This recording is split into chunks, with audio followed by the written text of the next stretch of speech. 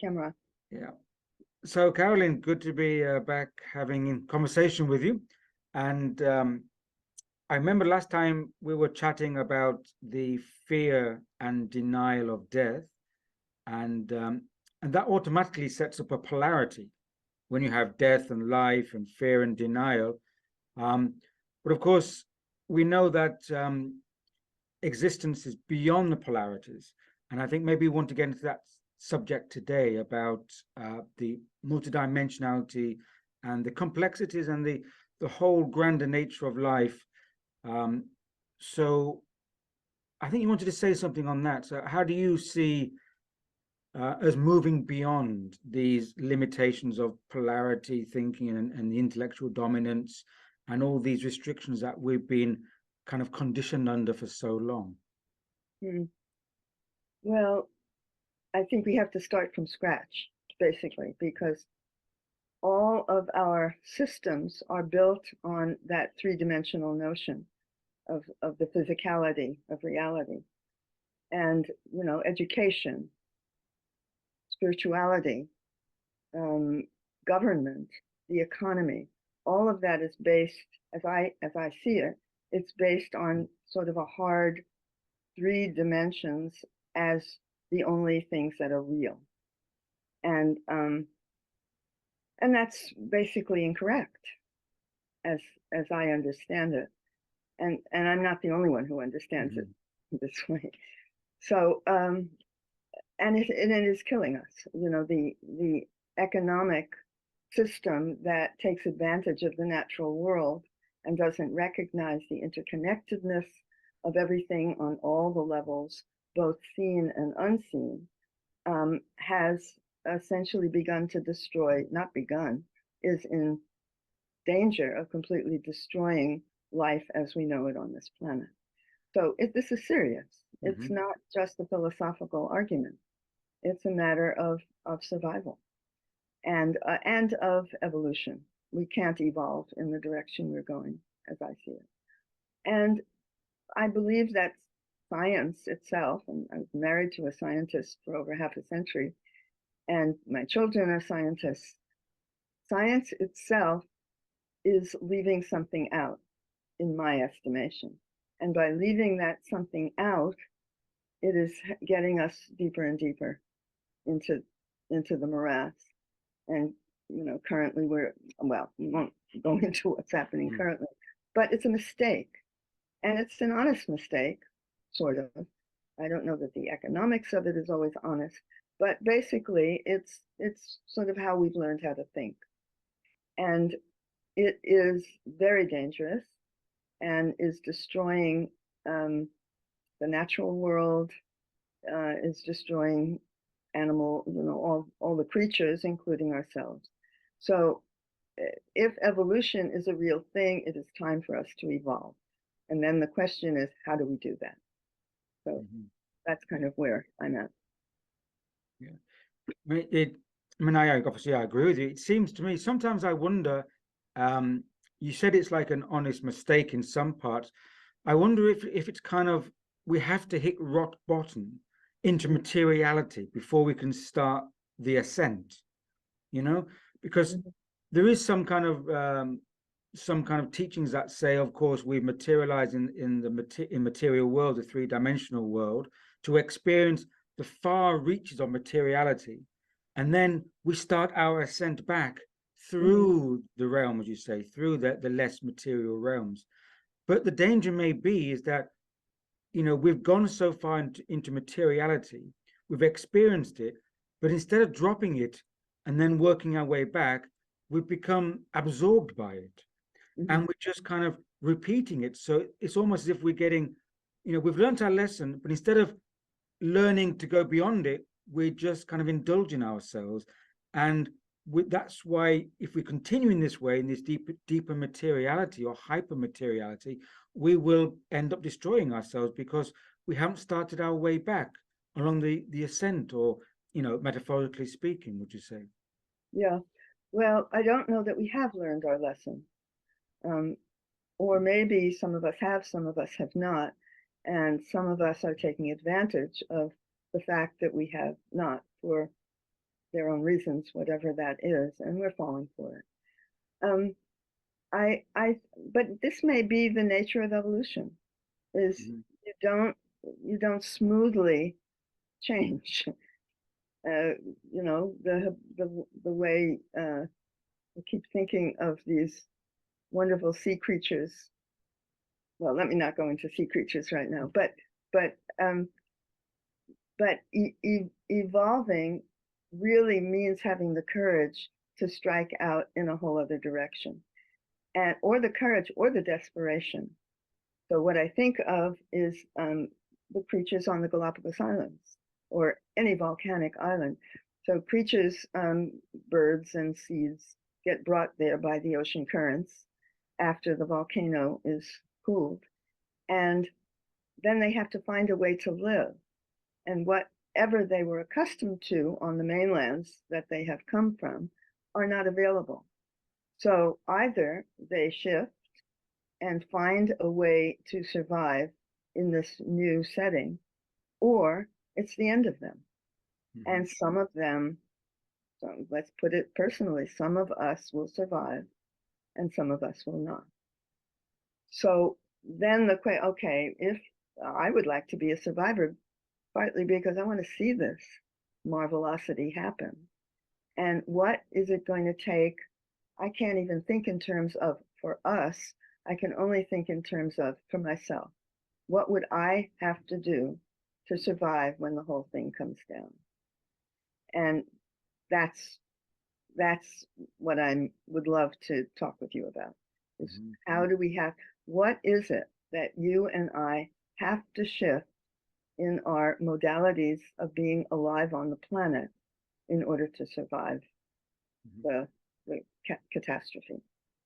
Yeah, I mean, you know, talking in evolutionary terms, you know, when a species kind of moves over to a different modality, they have to create different organs for the new environment. You know, I think I mentioned before that phrase, there's nothing in the philosophy of the fish which taught it how to live on land. You know, we have to kind of adapt ourselves. I'm reminded of a phrase which I often think about from Rumi, from Mevlana, you know, the 13th century Persian mystic poet. And he said, new organs of perception coming to being according to necessity. Therefore, O human being, increase your necessity. You know, I've never heard that. That's wonderful. You know, it's also almost sounds like we probably kind of popularize it as, you know, necessity is a mother of invention. I think we've kind of squeezed it down to that. So it seems as if that maybe things have to get bad to get into that crisis point to forge new capacities, new modalities into being, because we're kind of lazy as a species, and unless we get really squeezed, we don't kind of bring out our resilience. So maybe we can see these chaotic times as choke points as well as choice points, that the more we linger, the more we're going to be squeezed into forcing forward new organs of perception. And perhaps that's what, you know, part of our discussion today is, what are those organs of perception, or faculty, let's call them faculties. Yeah. What faculties need to emerge now to get us away from this plunge into, you know, continued unbalance and mitigated disaster? I agree, and that's what I hope we can talk about today. So my own experience with this, being surrounded by scientists who had no idea what I was talking about most of the time. There's the brain and what the brain can do, which is quite remarkable. And then there is the intuition that has a whole expanded set of abilities that when I was in high school and would write my papers based on my intuitive perceptions, because I'm sort of born that way, I was called names, and I flunked because it was, you know, I was just being sentimental, according to the teachers. And it was very humiliating and very confusing for a young person who was basically had an artistic temperament and an intuitive sense of how the world went together. and a belief system that didn't match any of the sort of religious traditions that surrounded me. So what I'm seeing and what gives me hope is that more and more of these intuitive types are being born. Mm-hmm. And this new generation is my heart goes out to all of us for them, because they're all these people on a spectrum, what they call being on a spectrum, who are not here and not there, is that they're stepping into the correct vibration from my perspective, and they are being medicated for it. Mm-hmm. So unclear on the concept. However, maybe we also have to go through this, and there are geniuses out there. I mean, there's so much I could say about who in the society seems to have these predilections and these abilities, but it's now out there, and it's got all sorts of names. But many of those people, the ones who have stayed alive through the AIDS epidemic, for example, are brilliant and see a much larger picture of how it all goes together. And I wondered during when so many people I knew were dying of AIDS, I wondered if part of their purpose in coming in when they came in might not be to show everybody how to die well, to show that there was nothing to be afraid of. Because these were the brilliant ones in our society, and they were leaving. And I thought, I can't stand this. These are my people. And everyone many of them were friends, and so I basically helped them through the process. And I watched the brilliance with which they died, and what they left for us, for all of the witnesses, which is a whole other dimension of understanding. And so it was kind of an incredible time, and it has led to this time, which I also think is an incredible time. But here we are, and we came in now to do it. Yeah. So now what? And now, well, whatever we need, we don't need the medication, because to kind of make a correspondence with these times, both now and with the AIDS epidemic, the situation was made worse by this medical intervention. For example, with, I think in AIDS, the AZT drug or something had a very detrimental effect. But I think there's a lesson in everything, and I'm reminded of the famous historian Arnold Toynbee, and he was saying that to advance the civilization, you only need a minority of creative individuals, because that's mainly how it's always been. And he was saying actually that civilizations always come to these crisis points, and if the crisis is too great for the preparedness, or let's say the state of the civilization, the state of awareness, it will collapse the civilization, a breakdown. If the crisis is not enough, the civilization will get over it and then become complacent that it survived, and then actually declines in decadence. So what you need, he said, was the right type of crisis. And I think I've kind of called it the Goldilocks crisis, not too hot, not too cold, where you need a crisis that will be enough to squeeze people, not to collapse the civilization and not to make them complacent, but enough to give them that energy of, because we're always dealing with entropic forces. Materiality is a kind of entropic force as I see it. And so we need enough dynamism to come into that. But we have to get it right.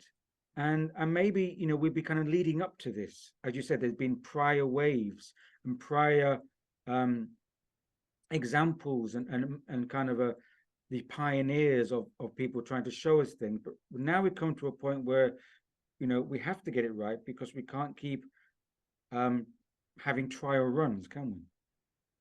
The earth won't allow that, and we can't live without the earth. So yes, it's I want to say it's now or never, but I don't really believe that. I would rather stretch out my understanding of what now means. Mm-hmm. But yeah, we're in the soup. And since, I mean, for myself, who was at the sort of tail end of my life, I feel this is what I've come in for. This is why I'm still alive. And this is my work.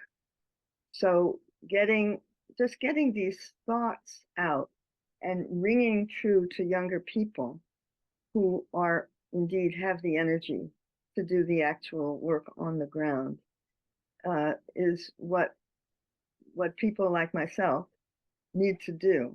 So I'm very grateful that you and I are having this set of conversations, because I think they're essential, not for everybody, but for whoever happens upon them. I think we're doing something that is helpful. Mm-hmm. Well, speaking from my own experience, I think the conversations I usually have are, I usually say, for those with the right ears and the right time to listen, never for the majority. Mm-hmm.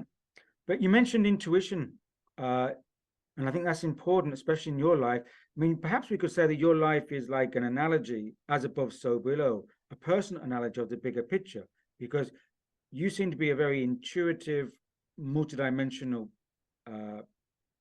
person or essence, and yet you are living through a very material context. You know, you're married to a scientist for over 50 years, your children are scientists, so you've had this intuitive being trying to push through this material scientific construct and trying to show a different way by living it, not by kind of, you know, bang people over the head, but just by living it. So that could be an analogy for the bigger picture, that we're trying to, this intuition is trying to come into a material construct and show the way through living it. But of course, it's finding resistance. Well, you know, I'm also a writer, so I have tried to hit people over the head with a whole bunch of books, but you know, writing them as novels, and then having this displaying the multidimensional quality. You know, basically, well, what I try and do is actually quite subtle and quite complex, so it's not easy to describe, but it works. Not with everybody, but with those who find their way to it, it works. And so what is the it here? In my own experience, I know things differently from the way the society knows things. So the society does it intellectually, or, you know, basically it's the head part of us that is logical, goes step by step, has these proofs and all those things that are considered a description of the way the real world works in you know, Western society. And we live in different countries, so it's true in both places. But there's another way of understanding that Rumi was pointing to all the time, and most artists just live by automatically. And that is, language is difficult here because it's three-dimensional language, and we're talking about how to perceive and how to describe multidimensionally. So what is the experience of a multidimensional recognition of our lives? So does that question even make sense? Well, let me just talk about myself, because that's not in the head, it's kind of in the body. So I'm a dancer, And I have learned all of, I think I was born with it, but where I have learned it and been able to actually put language to it has been as a dancer. So it's what I feel in my body as my body moves,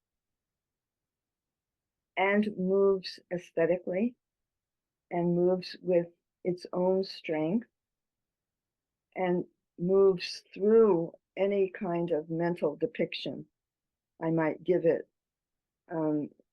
about what it is that I think I'm doing. So that's one thing, one piece of what I'm trying to say. The other piece of it is I use my dance as as an I don't give the steps. I don't practice specific steps. I move improvisationally, which I think is an essential way to not only do art, but to live. But that's, my own particular personality. And I use it as a modality for not only understanding the universe in a multidimensional way, but also as a way of healing.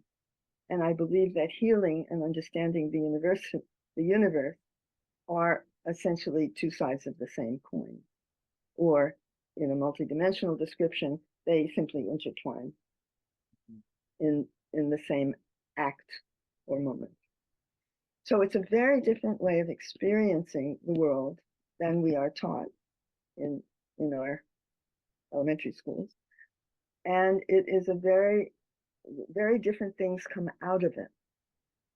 The art that comes out of it, the medicine that comes out of it, the kind of healing that I practice come out of it. You can't learn it in a book. And the specifics of it are maybe helpful, but they're not the basis.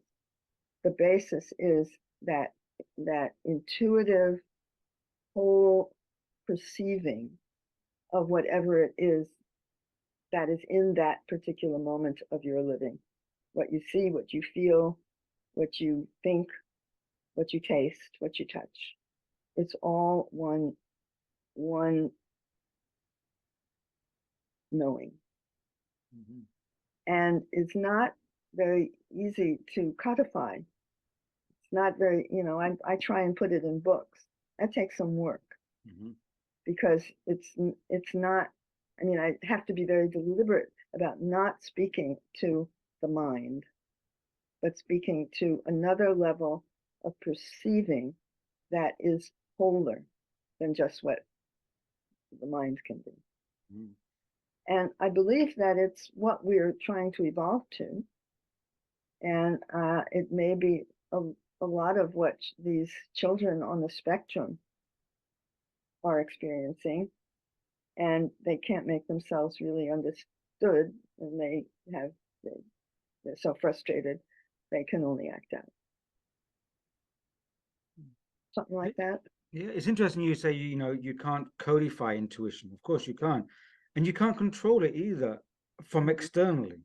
And I think that's probably why the society has been kind of adverse to it, because we've lived in a mental intellectual society. That's where our conditioning has come from the education, because mental patterns are much easier to condition and control. You can't condition or control someone's intuitive capacity because it's internal. Mm-hmm. So part of our situation we've got ourselves into is because so many of us are being conditioned into mental set patterns which are no longer benefit to evolving or developing. And so we can't get out of them. We're in a rut. And maybe some parties and some groups don't want us to get out of those because they support the invested status quo. So the question is, yes, we're kind of moving over from the internal intuition to be more expressed, but like any kind of faculty or organ or perception, it's like a muscle. I would say that the more we learn to use it, the more then it'll be express itself, because we seem to have, we trust it and we believe it, and it's becoming more part of our lives. So you mentioned your dance and your bodily movements. sounds to me like that was a way of polishing the lens of intuition through the body. Mhm. You was exercising it. Mhm. So I mean, my what I'm wondering now is, how can we exercise these traits, these intuitive faculties, to bring them more forward, to bring them more out? Because all the time we're being distracted and shifted into the exterior obedience to authority mental mode, and you know, and we need to shift and polish the faculties of our intuitive internal gnosis. Well, I'm so glad you asked that.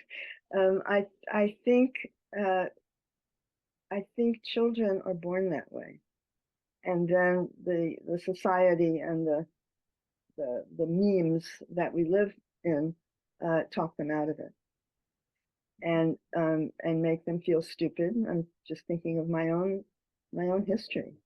You know, I couldn't do first grade because I was, you know, I was kind of, I saw a very different reality. And then when we had to do multiple choice tests, oh my goodness, I had no idea how to do them because, you know, all the answers seemed partly correct to me. And so, you know, I had to sort of shift my mind to what must they be thinking to try and get the right answer. So you know, where I see hope is that more and more people are being born this way. And what we need to do is get out of their way and encourage, you know, discipline in very different ways than sitting there and trying to put their brains into whatever it is that we get taught in grade school. So, but where do you start that? Is my question. Is, you know, there are a lot. Well, it's happening. I see it around me. I think one of the movements is parents who are self-teaching their children, and I see it in you know, artists. There's a lot of improvisational work going on in different art forms. I see it in the social activism, you know, people getting together. A lot of it is people getting together and working non-combatively, you know, not trying to compete, but actually see what they can do together and having a much better time than winning the gold star. So it's a very different way of thinking about the intellect, thinking about knowledge, thinking about enjoyment, thinking about, you know, positive relationship with one another and with the natural world. It's just a very different way of living. And of course, our whole economy is built on not doing that.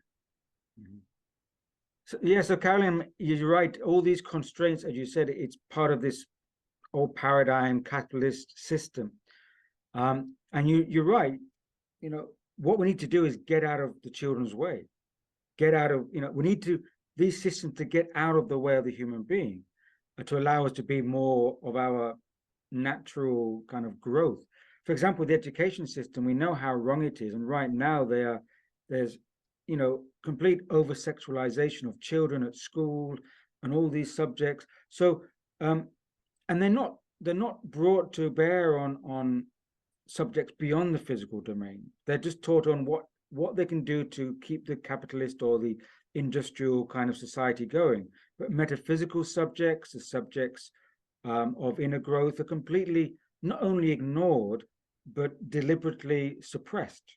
So how do we steer this understanding all this? How can we talk about this in a way that we can move out of this restrictive domain?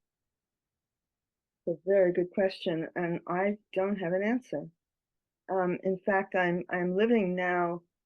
I happened to find a place when I moved to Putney, Vermont, in a group setting, and it was with a group of mystics who espouse one particular religion, which isn't my religion, and I won't call names at all. But what I'm discovering, to my horror, actually, is that these are very open-minded people, I thought, and with a large sense of the spiritual domain, who are fighting like the dickens with one another about what you're allowed to believe in and what you're not, essentially.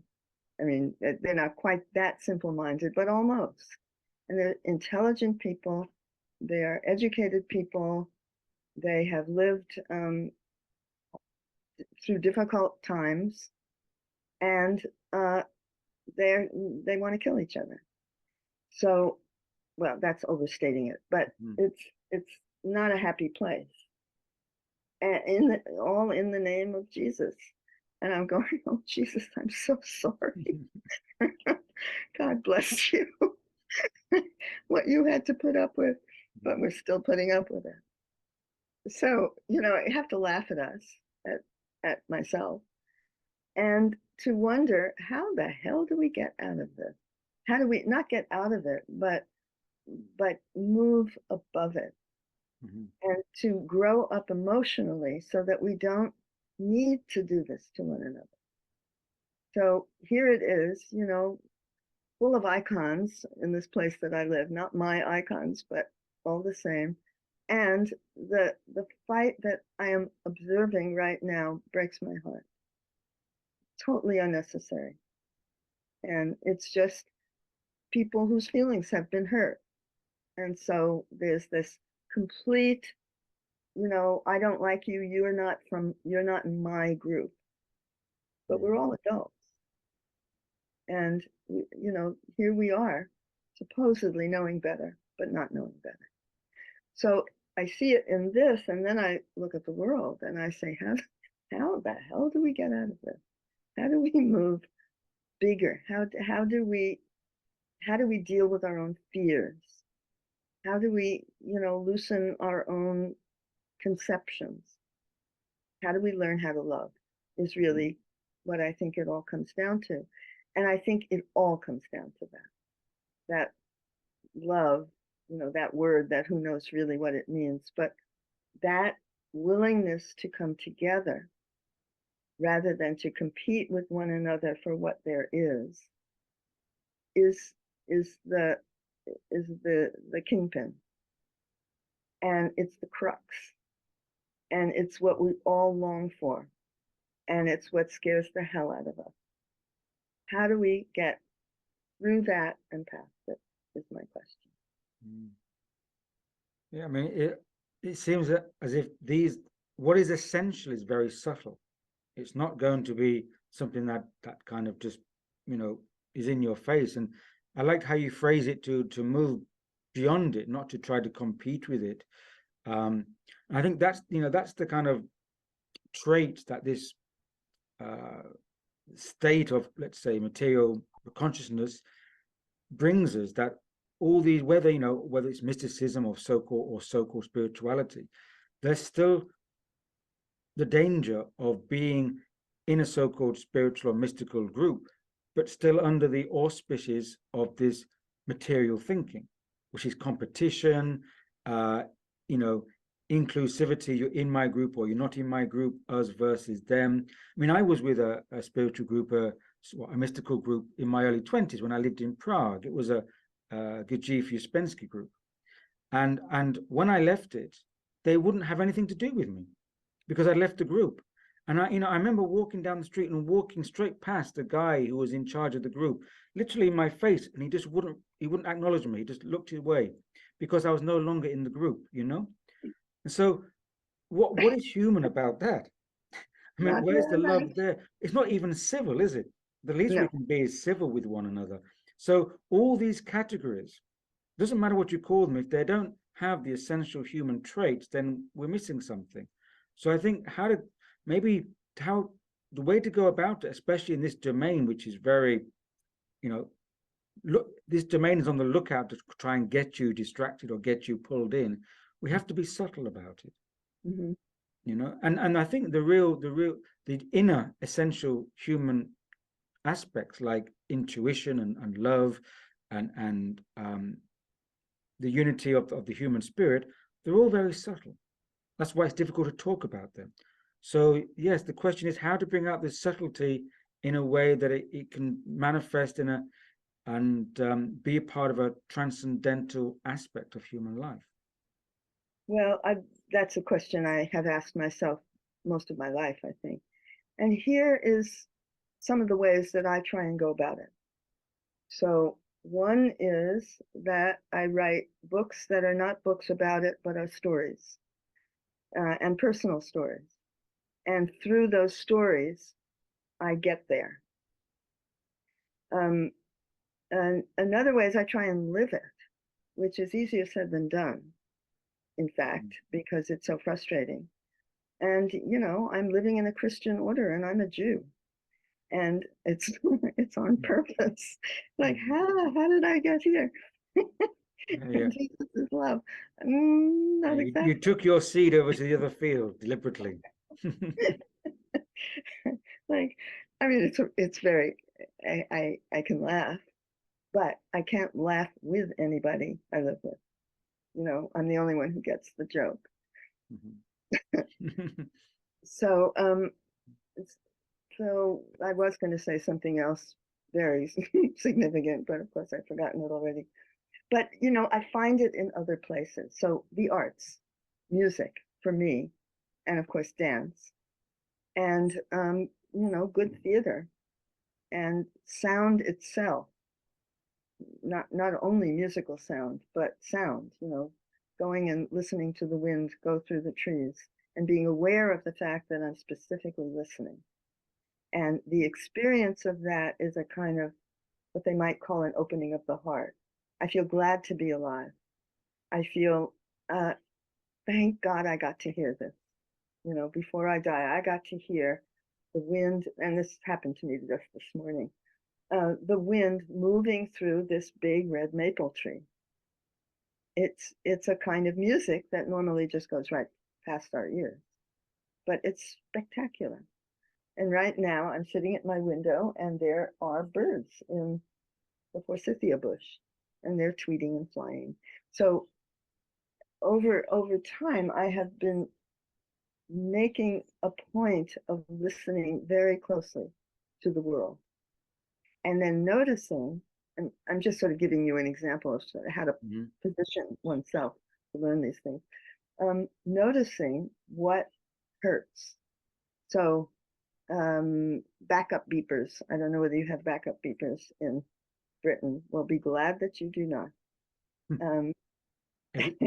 And engines of any sort. And you know, some of the people in this little community I live in are woodworkers, and so they have machines that scream, "I want to kill," etc. So it, you know, this way of thinking and perceiving does make one more sensitive, and that is a positive thing. And it also can be very painful because we don't live in a quiet world. Although you live in a village in England, you probably live in a much quieter world than I do. I've always tried to live in a quiet place. I think backup beepers, you mean when a vehicle is reversing, you get beep, beep, that? That's right. Right. Just didn't have the word bleepers, but yes, I mean, I've never felt comfortable in the city. I mean, I lived 5 years in Istanbul, which is a crazy hectic city. But I don't feel comfortable. I've moved comfortable in a quieter environment. But I like going back to how you said about positioning yourself. You know, it seems to me as if, you know, whether you state it openly, I think you intuitively feel that you've been positioned in places where you said you've been like out of your environment, but like a different seed coming in. And maybe, you know, this bringing in this kind of transformative energy is just through our presence, because a transformative energy just needs a little bit of extra ingredient to the pot. For example, if you're cooking something, it can be very bland. All you got to do is drop a bit of salt in and you change the flavor. So maybe this subtlety is about just being the piece of salt, a pinch of salt in the pot, and just trying to bring your subtlety to your life experience, and hope that it will, change the taste of the whole food, to try to bring something out. So it's not, as you say, it's not something so overt, but just kind of being part of the mix. Thank you for saying that. I hope so.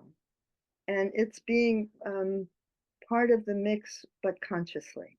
Mm-hmm. And I think that's what I'm learning here, is I don't have to give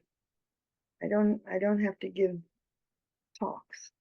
I don't have to do anything specific. I just have to be there. And I have noticed actually that I have had that effect for a long time, without having any idea what effect I was having, but knowing that certain people felt reassured when I was around. Mm-hmm. Of course, I'd like to change the whole society, not just to reassure a couple of people. Well, I mean, sometimes it is easier to just change the flavor of the soup gradually, rather than trying to create a whole different soup all in one go. So as you said, it's a time thing, because we are, often, I think, in the developed countries, we're obsessed with time. Everything's measured by time.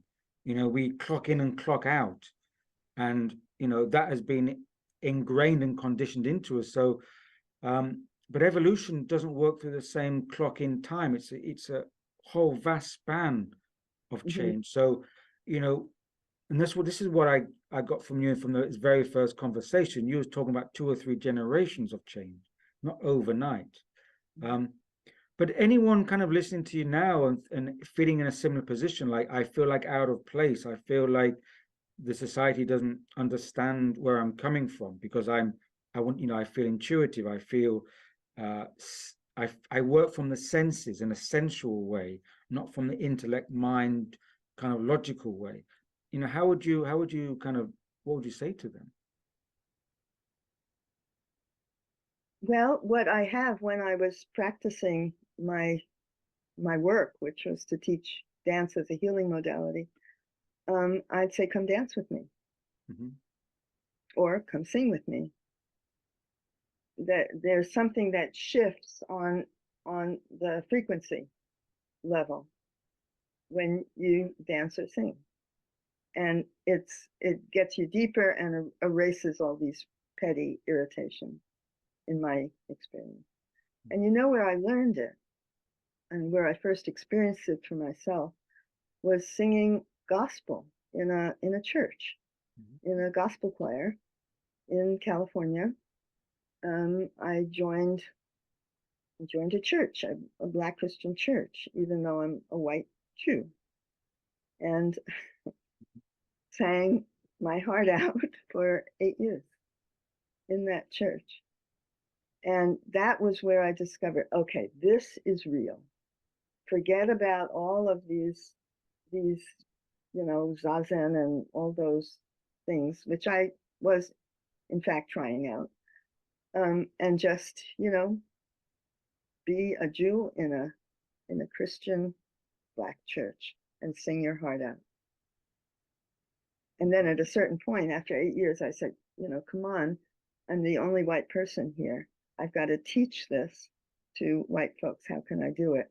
Well, I can't teach them gospel, but I can teach them dance, and try and get to that same vibrational level through movement. And I'll teach anybody who wants to learn it from me. It's very simple.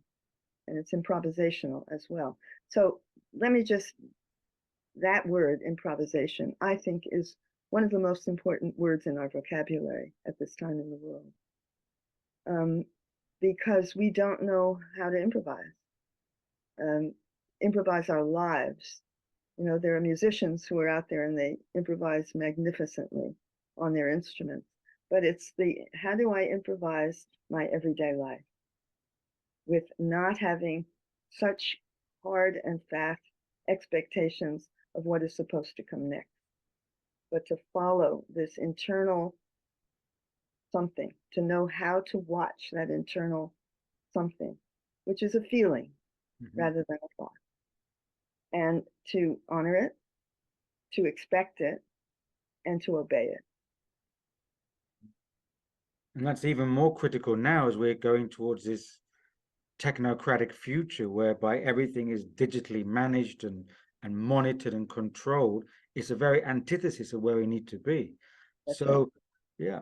So really, I mean, what you're saying also about the gospel part of your life, singing, is that sometimes great benefits can come from experiencing being in a different context and what the the box may categorize us by saying you go over here, you go over there. But this kind of improvisation or spontaneity of life, we can move and put ourselves in different environments, and we that can kind of bring a lot of growth, a lot of transcendental growth, not just physical growth. Well, and also fun, which is another thing that I think we don't have enough of, and we depend upon, I don't know, drugs and one thing and another in order to have that kind of giggle experience. And that's a shame, because life is really very funny when you get down to it. And knowing one another and being intimately engaged in each other's lives in various ways is a riot. I mean, especially when you recognize your own silliness in somebody else and then you laugh your heads off. I mean, to not have that is a shame. I think it's a good, important piece of what it means to be human in the world, is laughing together at our own peccadillos. And we're not, it's not advised, and we're not taught to do that. Yeah. Now, if you ever want to make a person laugh, I found out often I say to people, I just can't trust a person who doesn't know how to laugh. And invariably, you know what the other person does? They laugh. They laugh, yeah. Because as though to say, you can trust me. I want to be your friend. Yeah. It's just like give someone like a laughter test, and they laugh because either out of embarrassment or because they get the joke, or because they don't want to feel like they're untrustworthy. Yeah. But yeah. Well, there's another piece that I think belongs with this that I'm very interested in, and it has to do with synchronicity. And the experience more and more, sort of the more I allow the world to happen, the more the world happens magically for me. And I have I have several British examples, but my favorite one, may I tell? No, sure. Tell a quick story. So there I was walking the North Cornwall coast, I think. Came to the end of it and had an appointment to meet a friend, a woman by the name of Mary Scott. Did you know Mary Scott? She's an author about earth energy. She wrote about Kundalini in the natural world, that sort of thing. And so I was going to her little village of Hinton Parva in Wiltshire, and got on a bus to go there, and picked up the newspaper that was right at the bus stand. And there was a picture of a crop circle right on the front page of the newspaper. And it was 1991, and it happened to be the first of the pictograms.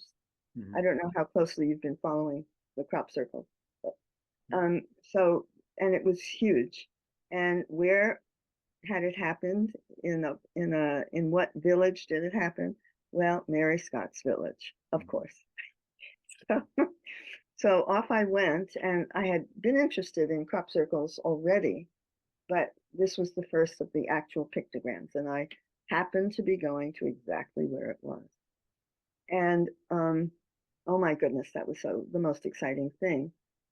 And then I was staying at a pub in her village, and I came in to that pub, not the first night, but the second night I was there. and the farmers were playing darts, and they invited me to play darts with them. Now, I've never played darts in my Oh, life. I loved darts as a kid in the pubs and at home. Yeah. Mhm. I'd never, I mean, it was brand new in my experience. Anyhow, the fellow who said, be on my team, and here, let me show you how to hold the dart, and then you aim for this and just let it go. Anyhow, I did what I was told to do, and I hit a bullseye. And it was the first time a bullseye had been hit. I learned the next day that a bullseye had never been hit before in that pub. And I was this American lady. How in the world did I know how to hit a bullseye? Well, I had no idea how to hit a bullseye. But so all of those things came together, and the result of my time with Mary, I was there for most of the week. I kept staying and staying and staying. Was that I had a very, I don't know, she put her hands on me at one point, and one of the dilemmas of my life having to do with one of my parents just came up, and she cleansed it. And it was after that cleansing that I hit the bullseye. Something was going on way above my ability to understand. But that kind of synchronicity, where one thing follows another, and each thing needs the thing before in order to happen, and then there's a string of them, and well, actually, the way I met you was one of those. But that kind of thing and that way of living is fascinating to me, because we're all connected to time and space, and we are all capable of tuning in to whatever it is that puts us in the right place at the right time to meet the right people, etc., etc., etc. Yeah, great story. And I would totally agree with you. I'm sure that if we ever, when we pass the threshold and we have a revision of all our life, we'll realize that what we thought were random acts, random events, were not really random. They're part of this synchronicity and flow, but because we've been conditioned to see things as everything separate, we're separate islands in life, then we just don't pick up on the synchronicity, the flow. And I like the phrase that you started at the beginning of our chat, saying we just have to get out of our own way, because we're blocking ourselves. And I think your story about the energy blockage and then everything flows, I think as above, so below, on a greater scale, I think as a on a grander global scale, we have this blockage. Right. And whether it's an energy blockage, a psychosis, or something, but we're not getting out of our way, because, as you said, we try to impose ourselves on life, the energies of life, rather than allowing the energies to flow through us. We're a conduit. We're not an impositor, if that's a word. We don't impose ourselves. We should be a conduit. But so maybe these aspects that we've been talking about, intuition and improvisation, are modalities that facilitate the flow. But the old paradigm of the intellect and competition and dominance is actually blocking the flow. Yes. Yeah. Oh, it makes me want to cry with gratitude to hear those words coming from you, from any other person. I got them from you. I'm saying what you inspired me to say. So you see, we're kind of reflecting each other. I didn't come here with these ideas in my head. Well, bless you. Yeah, so it's very exciting, and it's also very radical, which is shocking because it's very simple. It doesn't take sitting with your legs crossed for 3 years facing a wall. That's something, I tried that one and finally gave up on it. But that is, it may be useful at some point, but that's not a way to become wise and alive in the world. And yet, we're doing that kind of thing. So, I personally think there's no accident about my meeting Irvin, even though I had really hoped that I'd be kind of part of the larger family. And that never got to happen. Mhm. But you were the prize. One of them, perhaps, yes, because we got to know each other. And as you said, it's not always about being part of the central part of the family, because my sense is that those who work on the periphery get more done. Hmm. It, Yeah. it may not seem like it because you don't get the exposure, you don't get all the feedback, or you don't get the publicity. But my sense is that the real work, which is subtle, works through people who are more below the radar, and don't need to exercise their ego for publicity reasons, and are just trying to, they're more able to go with this flow, this intuition, these vital energies, because they're not trying to impose themselves so much, and so they're on the periphery because they're more fluid. Whereas actually those are at the center is actually more rigid. Hmm. All change comes in from the periphery, you know, Okay. in whether it's I mean, even destructive change, whether it's the hordes coming onto Rome to take down Rome, they come in from the periphery. That's where the real, the kind of change comes from. So going back to all these things we've talked about today, I mean, it's okay to step back. It's okay to not know exactly what the results of your actions will be, because it may not come back in a cause and effect like us. It may come back 10 years later. Hmm. Just all the allowing things to flow and trusting intuition. All this, I think, is going to change the flavor of the soup within Exactly. 1 or 2 generations. Right. So, the meek shall inherit the earth, and we don't know who's there, who is there in the next generations coming up, who are the inheritors. Mm-hmm. And I agree with you. It's not the ones who make a lot of noise. It's the quiet ones and especially the quiet ones who are talking to one another. Mm-hmm. So I'm very grateful to you for our having these conversations.